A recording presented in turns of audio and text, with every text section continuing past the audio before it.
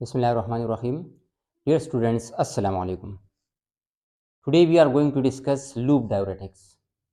इससे पहले हम डिस्कस कर चुके हैं कार्बनिक एनहाइड्रेज इनहिबिटर्स और एसीटाजोलामाइड जो ड्रग्स थे वो हमारे पास प्रॉक्सिमल ट्यूबुलर सेल्स पे एक्ट करते थे और इस एरिया पे सोडियम की रीअब्जॉर्प्शन को इनहिबिट कर रहे थे।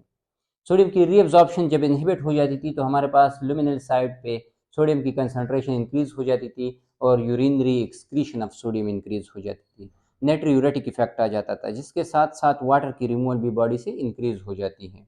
जब भी सोडियम की excretion from the body increase होगी तो वाटर की रिमूवल फ्रॉम द बॉडी भी साथ में इंक्रीज होगी। तो ये हमारे पास प्रॉक्सिमल ट्यूबुलर सेल्स पे जो ड्रग एक्ट कर रहे थे एसीटाजोलामाइड जो कार्बनिक एनहाइड्रेज इनहिबिटर्स थे। अब सेकंड कैटेगरी आज हम डिस्कस करेंगे लूप डाययूरेटिक्स। लूप डाययूरेटिक्स हमारे पास सेकंड कैटेगरी ऑफ डाययूरेटिक्स है जो कि असेंडिंग लूप ऑफ हेनले पे एक्ट करते हैं और यहाँ पे सोडियम की रीअब्जॉर्प्शन को इनहिबिट कर देते हैं। सोडियम की रीअब्जॉर्प्शन जब सेल में दोबारा एब्जॉर्प्शन इसकी इनहिबिट हो जाती है तो लुमिनल साइड पे सोडियम की कंसंट्रेशन इंक्रीज हो जाती है। जब लुमिनल साइड पे इंक्रीज होगी तो लुमिनल साइड पे जो भी कंटेंट्स होंगे वो यूरिन में रिमूव होंगे। तो अगर सोडियम की क्वांटिटी लुमिनल साइड पे इंक्रीज हो जाती है तो सोडियम वो यूरिन में रिमूव होंगे और साथ साथ वाटर भी रिमूव हो जाते हैं। अब कौन सा मैकेनिज्म रिस्पॉन्सिबल है for the action of loop diuretics to produce diuretic effect? ये हमारे पास सोडियम पोटेशियम 2 क्लोराइड को ट्रांसपोर्टर है। यहाँ पे इस एरिया को, ये ब्लैक एरिया जो है, मैंने लुमिनल साइड को भी जो जूम कर दिया ताकि आपको क्लियरली नजर आ जाए। और इस तरह एक सेल जो है, ये रेड सेल्स है, तो एक सेल को भी मैंने जूम कर दिया ताकि आपको इजीली रीअब्जॉर्प्शन का क्लियर समझ आ जाए। यहाँ पे सोडियम पोटेशियम 2 क्लोराइड को ट्रांसपोर्टर है। एक सोडियम रीअब्जॉर्ब होता है, एक पोटेशियम साथ में आ जाता है और 2 क्लोराइड आ जाते हैं और सेल में रीअब्जॉर्ब हो जाते हैं। पहले हमने कोई ड्रग नहीं दिया है। इनिशियली हमारे पास वेरियस कंटेंट्स ग्लोमेरुलस से बोविन कैप्सूल में मेशअप हो जाते हैं, यहाँ पे फ्लो कर रहे हैं, जिसमें sodium potassium chloride calcium magnesium और भी बहुत सारे कंटेंट्स मूव कर रहे हैं। जब यहाँ पे पहुंचते हैं तो हमारे पास एक को ट्रांसपोर्टर है, जिस तरह हमने डिस्कस किया, जिसमें सोडियम पोटेशियम और 2 क्लोराइड को ट्रांसपोर्टर है, ये कंबाइनली एंटर होते हैं। तो सोडियम पोटेशियम और 2 क्लोराइड इससे एंटर हो जाते हैं और रीअब्जॉर्ब हो जाते हैं। यहाँ पे क्या होता है, सोडियम पोटेशियम एटीपेज बना हुआ है, तो सोडियम पोटेशियम के साथ एक्सचेंज कर देते हैं और पोटेशियम लार्ज क्वांटिटी में सेलुलर साइड पे आ जाते हैं, सेलुलर से लुमिनल साइड पे लीक करते हैं। तो इस एरिया पे पोटेशियम की कंसंट्रेशन इंक्रीज हो जाती है। मैं दोबारा रिपीट कर रहा हूं, यहाँ पे वेरियस कंटेंट्स जो है ये मूव कर रहे हैं लुमिनल साइड पे, ये ब्लैक एरिया लुमिनल साइड है, यहाँ पे मूव कर रहे हैं और टुवर्ड्स यूरिन जा रहे हैं। तो जब यहाँ पे पहुंचते हैं तो सोडियम पोटेशियम और 2 क्लोराइड इससे रीअब्सॉर्ब हो जाते हैं सेल साइड्स पे। जब रीअब्सॉर्ब होते हैं तो सोडियम जब एक्सचेंज करता है पोटेशियम के साथ, यहाँ पे पोटेशियम ज़्यादा हो जाते हैं और पोटेशियम लीक करते हैं टूवर्ड्स लुमिनल साइड। लुमिनल साइड्स पे जब पोटेशियम ज़्यादा हो जाते हैं, यहाँ पे पोटेशियम की क्वांटिटी ज़्यादा हो जाती है। क्यों ज़्यादा होगी? क्योंकि हमारे पास कुछ यहाँ पे कंटेंट्स में पोटेशियम मूव कर रहे हैं, कुछ यहाँ से लीकेज हो रही है और ये लीकेज सोडियम से ज़्यादा होती है। जितने सोडियम रीअब्सॉर्ब होंगे उससे ज़्यादा पोटेशियम रिलीज होंगे, तो पोटेशियम की क्वांटिटी इस एरिया पे ज़्यादा हो जाती है, जिसपे पॉजिटिव आयंस हैं। अब यहाँ पे वेरियस कंटेंट्स है, जिस तरह हमने कहा sodium potassium chloride calcium magnesium सारे मूव कर रहे हैं। तो देखते हैं कैल्शियम और मैग्नीशियम पे डबल पॉजिटिव आयंस है। ये हमारे पास जो डाइवेलेंट कैटाइंस है कैल्शियम और मैग्नीशियम, ये भी यहाँ पे मूव कर रहे हैं।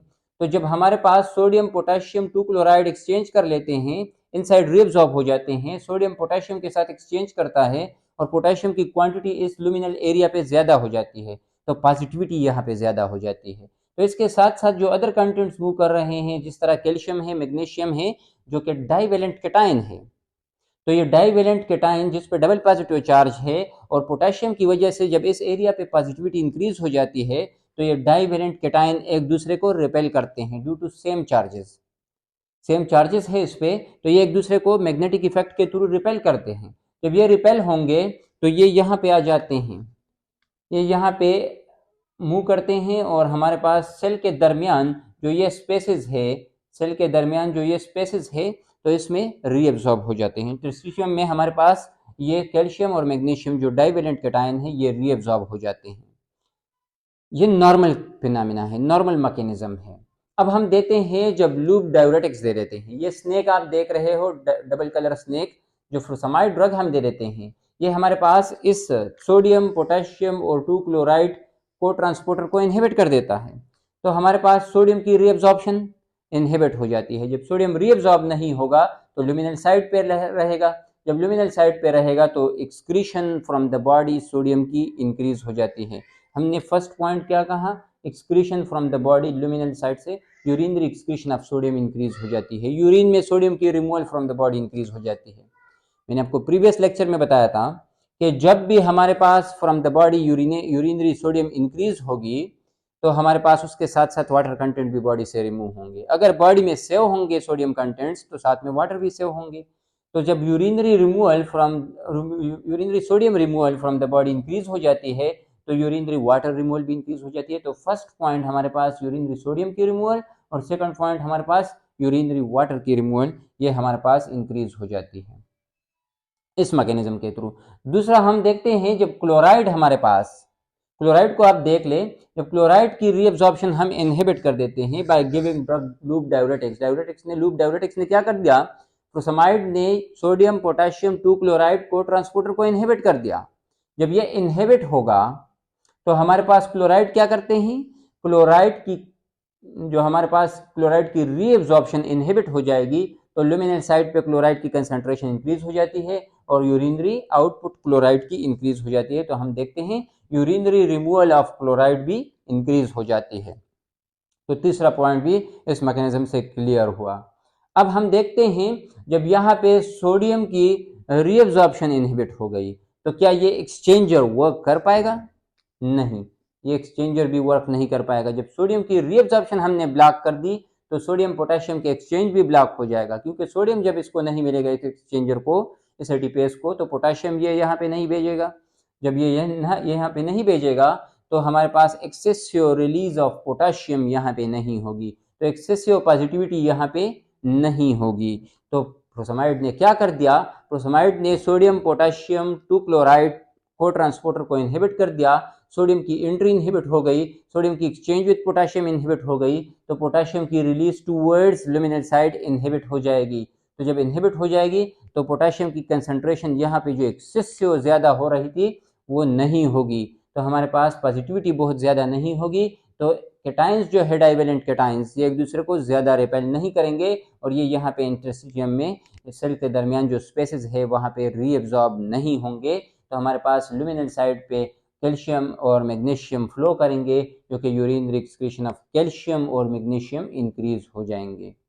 मैं दोबारा रिपीट कर रहा हूँ, हमारे पास जब हमने लूप डायूरेटिक्स दे दिए, लूप डायूरेटिक्स ने सोडियम पोटेशियम 2 क्लोराइड को ट्रांसपोर्टर को इनहिबिट कर दिया, सोडियम की एंट्री टूवर्ड्स सेल जो है ये इनहिबिट हो जाएगी, एक्सचेंज विद पोटेशियम इनहिबिट हो जाएगी, पोटेशियम की रिलीज यहाँ पे नहीं होगी, ज़्यादा से ज़्यादा पॉजिटिव आयंस यहाँ पे नहीं बनेंगे। तो अपने जो फ्लो कर रहे हैं वो तो अपने नॉर्मल मोशन में हैं, वो फ्लो करेंगे, लेकिन एक्सेसिव कंसंट्रेशन ऑफ पोटेशियम यहाँ पे रिलीज नहीं होंगे। जब नहीं होंगे तो ज़्यादा पॉजिटिविटी इस लुमिनल एरिया पे नहीं बनेगी। जब नहीं बनेगी तो डाइवेलेंट कैटाइंस एक दूसरे को ज़्यादा रिपेल नहीं करेंगे। जब ये ज़्यादा रिपेल नहीं करेंगे तो ये यहाँ पे मूव करेंगे लुमिनल साइड पे और यूरिनरी एक्सक्रीशन ऑफ कैल्शियम और मैग्नीशियम इंक्रीज हो जाएगी।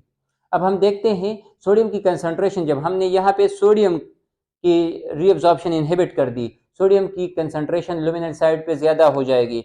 जब ज़्यादा सोडियम यहाँ पे फ्लो कर रहा है तो हमारे पास more and more chances of reabsorption of sodium where here in the collecting tubular sales.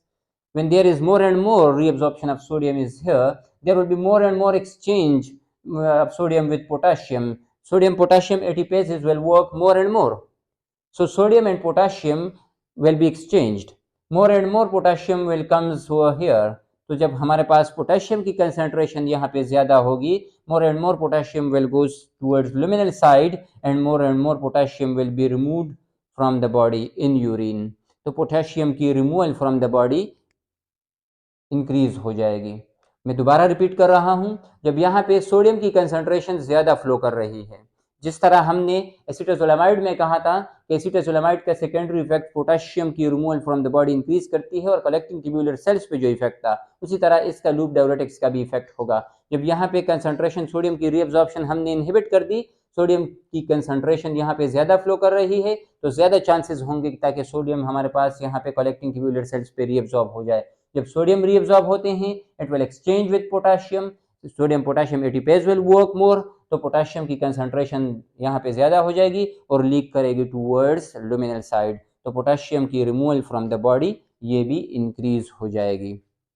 अब यहाँ पे एक क्वेश्चन आप लाजमी पूछोगे कि आप कहोगे कि सोडियम की रीअब्जॉर्प्शन हमने यहाँ पे इनहिबिट कर दी तो यहाँ पे ज्यादा हो गई, तो क्या फायदा हुआ?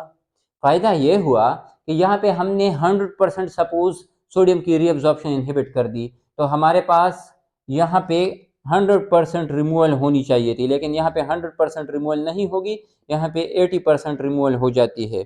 रिमूविंग जो है यहाँ पे 80% होगी, वो 20% इंक्रीज यहाँ पे हो जाती है, तो हमारे पास पोटेशियम की रिमूवल भी ज़्यादा हो जाती है, जो 20% यहाँ पे सोडियम की कंसंट्रेशन इंक्रीज हो जाती है उसकी रीअब्जॉर्प्शन, तो उसके साथ उसकी वजह से हमारे पास पोटेशियम की removal from the body increase हो जाती है, और हमारे पास जो यहाँ से 100% हमने इनहिबिट कर दिया था उसमें 20% यहाँ पे एडजस्ट हो जाता है, और 80% फिर भी हमारे पास excessive release of sodium will be release from the body. Urination के थ्रू हमारे पास सोडियम की कंसंट्रेशन भी इंक्रीज हो जाती है, और जहाँ जो हमारे पास सोडियम यहाँ पे रीअब्जॉर्ब हो गया था, तो उसके थ्रू हमारे पास पोटेशियम की रिमूवल फ्रॉम द बॉडी भी इंक्रीज हो जाती है। तो फुरसमाइड जब हम देंगे, it may produce natriuretic effect, it may produce excretion of water from the body, it may produce removal of chloride from the body, it may produce urinary calcium excretion, it may produce urinary excretion of magnesium from the body, it may produce hypokalemic effect। तो इसके साथ साथ हमारे पास जो हमारा loop diuretics है, जो उसमें से जो ड्रग्स आते हैं, तो इन सब का मैकेनिज्म सिमिलर है, और इन दो मैकेनिज्म नंबर ऑफ इफेक्ट्स, ये इफेक्ट्स हमारे पास ये प्रोड्यूस करते हैं। Any question regards this mechanism you may ask in the comment section please. Okay, Allah हाफिज़।